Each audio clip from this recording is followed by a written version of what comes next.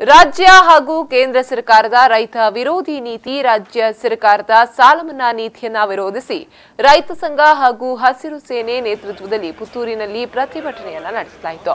Puttur bus ನಿಲ್ದಾಣದಿಂದ ಮೆರವಣಿಗೆಯ ಮೂಲಕ ಆಗಮಿಸಿದ ರೈತರ ಸಂಘದ ಪ್ರತಿಭಟನಾಕಾರರು ಪುತ್ತೂರು ಮಿನಿ ವಿಧಾನಸೌಧದ ಮುಂದೆ ಸೇರಿ ಪ್ರತಿಭಟನೆಯನ್ನ ನಡೆಸಿದ್ರು. ಈ ಸಂದರ್ಭ ಪ್ರತಿಭಟನೆಯನ್ನ ಉದ್ದೇಶಿಸಿ ಮಾತನಾಡಿದ ರೈತ ಸಂಘದ ರಾಜ್ಯ ಕಾರ್ಯದರ್ಶಿ ಎಚ್.ಆರ್. ಬಸವರಾಜಪ್ಪ ಅವರು, ಎಚ್.ಡಿ. ಕುಮಾರಸ್ವಾಮಿ ನೇತೃತ್ವದ ರಾಜ್ಯ ಸರ್ಕಾರ ಅಧಿಕಾರಕ್ಕೆ ಬಂದ ಬಳಿಕ ರೈತರ ಸಾಲ ಮನ್ನಾವನ್ನೇನೋ ಘೋಷಿಸಿದೆ. ಆದರೆ ಇದರ ಪ್ರಯೋಜನವನ್ನ ಪಡೆಯುವಲ್ಲಿ ಕೃಷಿಕರು ವಿಫಲರಾಗಿದ್ದಾರೆ.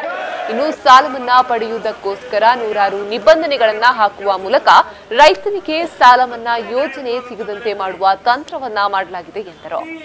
ಅಷ್ಟೇ ಅಲ್ಲದೆ ದಕ್ಷಿಣ ಕನ್ನಡ ಜಿಲ್ಲೆಯ ಅಡಿಕೆ ಕೃಷಿಕರು ಕೊಳೆ ರೋಗದಿಂದ ಭಾರಿ ನಷ್ಟವನ್ನ ಅನುಭವಿಸಿದ್ರು. ಈ ಕೃಷಿಕರಿಗೆ ಪರಿಹಾರವನ್ನ ವಿತರಿಸಲು ಸರ್ಕಾರ ಮೀನವೇಷ ಎಣಿಸುತ್ತಿದೆ ಎಂದು ಅವರು ಆರೋಪಿಸಿದರು. ಪೊಲೀಸರು ನಮ್ಮ ಅಣ್ಣ ತಮ್ಮಂದಿರೇ ಹಾಗಾಗಿ ನಷ್ಟದಲ್ಲಿದೆ ಅಂತ ಹೇಳುವಂತಹ ವಿಚಾರವಾಗಿ ನಾವು ಸಂಪೂರ್ಣ ಸಾಲ ಮನ್ನಾ ಆಗಬೇಕು ಅಂತ ಹೇಳುವಂತಹ ವಿಷಯಕ್ಕೆ ಇವತ್ತು ಸರ್ಕಾರದೊಂದಿಗೆ ನಿರಂತರ ಚಳವಳಿಯನ್ನು ಮಾಡ್ತಾ ಬಂದಿದ್ದೇವೆ. ಅದರ ದ್ಯೋತಕವಾಗಿ ಇವತ್ತು ಕೂಡ ನಾವು ಏನು ಈ ಭಾಗದ ಪ್ರಮುಖ ಬೆಳೆ ಅಡಿಕೆ 85% ಅಡಿಕೆ ಬೆಳೆಗಾರರು ನಷ್ಟ ಆಗಿದೆ ಅಂತ ಹೇಳುವಂತಹದ್ದು ನಮ್ಮ ಜಿಲ್ಲಾಡಳಿತ ಮಾನ್ಯ ಜಿಲ್ಲಾಧಿಕಾರಿಯವರು ಸರ್ಕಾರಕ್ಕೆ ವರದಿಯನ್ನು ಒಪ್ಪಿಸಿದರು.